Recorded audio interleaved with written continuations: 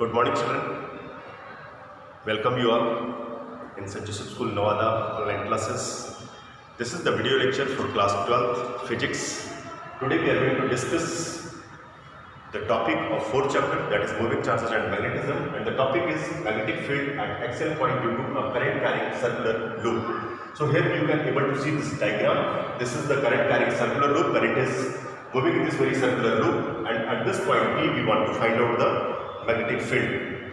So in previous lecture we have already discussed with the help of Biot-Savart's law, if a current carrying conductor, if this is an infinite long wire, and at this point if we want to find out the magnetic field, then first of all we have to take a very small length, that is the dl, that is known as current element, and this is at distance r. At point P we can able to find out the magnetic field. So this all thing we have already discussed in the previous lecture. So I am going to start this lecture over this very topic. The topic is magnetic field at axial point due to a current carrying circular loop. So first of all, here it is a current carrying circular loop. Here you can see this is a current carrying circular loop, and the radius of this current carrying circular loop is a, and at distance x we want to find out the magnetic field. So at this point we want to find out the magnetic field. So come to this point. Here P is a point on axial point at distance x from the center of a current carrying coil. Here this is a current carrying coil, and at point P at distance x we want to find out the magnetic field. So come here, let's take one current element dl. The displacement of P is r. First of all, we are following the Biot-Savart's law, and with the help of Biot-Savart's law we are going to find out this value. So just we take over this very circular loop, we take a very smaller length dl, and this dl is a current element, and from this dl to this point P we want to find out the magnetic field. So this displacement is r. So the distance from this position vector is r, taken as r. So let's take one current element dl, the displacement of P is r. The displacement from this point to this point is taken as r. Okay.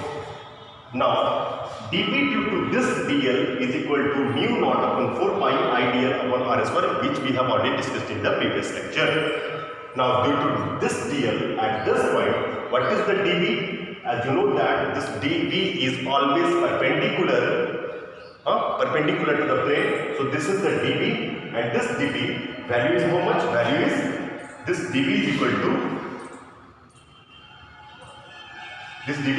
mu naught upon 4 pi I dl upon r square, where I is the amount of current flowing through the conductor, dl is the current element, and r square is the displacement from this position to the P point. Okay. Now please pay little bit attention here. If I integrate this value, then with the help of this we can able to find out the value of this, which we have discussed in the previous lecture. So for this point we take another current element just diametrically opposite. For dl diametrically opposite, another db is formed. Just diametrically opposite another db is formed. db cos theta, आप यहाँ पे देख सकते हो, we have taken one another dl here also. This is dl1, this is dl2. Due to this dl, this magnetic field db is generated, and due to this dl2, once again this is the current element, and this is the position vector to the point P is r. So this and this distance are equal, and this db is just perpendicular to this. So this db and this db is formed. So here we first of all resolve this two vector. These two vectors get resolved. So suppose that if this is the angle theta, so this vector is resolved and into db sin theta and db cos theta, and this one also db sin theta and db cos theta. Here you can able to see this db sin theta and db sin theta just opposite to each other and in opposite direction. That's why they cancel to each other. So here db cos theta due to this dl1, and db cos theta due to this dl2 is aligned, is added. So here db cos theta along axis for every dl combines, and by db sin theta cancel out. Okay, now we come to this point. So finally we got this value. This value is what? B is equal to dB cos theta. Here finally what we got value? B is equal to dB cos theta. Here total B is equal to dB cos theta. Now come to this point. Here dB is equal to mu naught 4 pi ideal upon r square, but B is equal to integration of dB cos theta. So at the place of dB we put this value. At the place of dB we put this value. So finally we got the value of this B is equal to close integral of mu naught upon 4 pi ideal r square cos theta. Okay, now see here. Here this is the r square. I want to remove this r square. This r square is equal to how much? This hypotenuse is equal to perpendicular square plus base square. So this is the r square equal to a square plus x square. So I write here b is equal to close integral of mu naught upon 4 pi ideal a square x square and the value of cos theta. From where we get this value of cos theta? We got the value of cos theta from this point. Please try to understand this.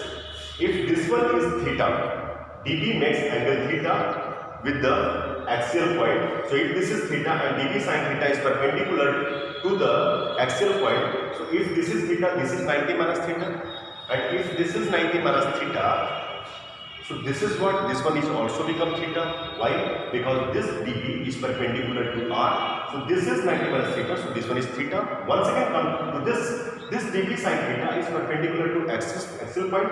So if this is theta, so this one is become 90 minus theta. Come in this very triangle. In this very triangle, here you can see that this is 90. This is 90 minus theta. So this one become what? This one become theta.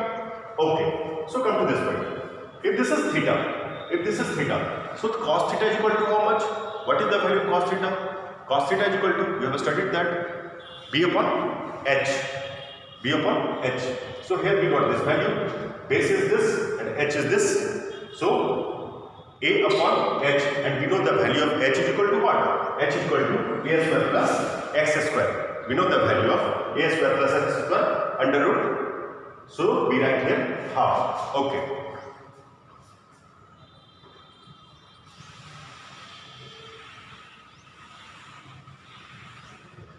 We do the integration of this. So here B is equal to close integral of mu naught I dl A upon 4 pi A square plus x square to the power 3 by 2. Is it? This is your value. Okay. So here once again we do this integration of this. Mu naught upon 4 pi is constant. So we do not going to change this value. Mu naught upon 4 pi is constant. Here I is also constant.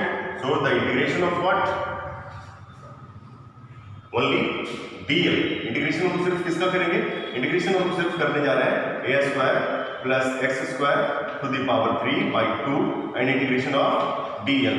Now here you can see this dl is equal to how much? Is this dl is equal to 2 pi r? So here r is how much? A. So at the place of dl, for the closed integral we write down mu naught upon 4 pi I A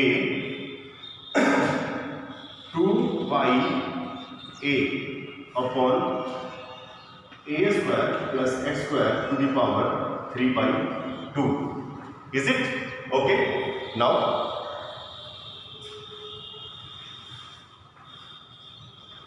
right here B is equal to mu naught upon 4 pi I. See here, 2 comes here, 2 comes, 2 we take out and finally what we get? Pi A square upon A square plus x square to the power 3 by 2. And pi A square, what the value of the pi square? It is area. So finally we got the value equal to B is equal to mu naught upon 4 pi 2 I A upon A square plus x square to the power 3 by 2. This is the value of the magnetic field due to a current carrying circular loop. Suppose that if I increase the number of circular loop, if I increase the number of circular loop 2 times, 3 times, 4 times, if I increase the n times, so what the value? B is equal to n, okay, to mu naught upon 4 pi I a upon a square plus x square to the power 3 by 2. So this is your magnetic field due to a current carrying circular loop at its axial point. That's all. Thank you.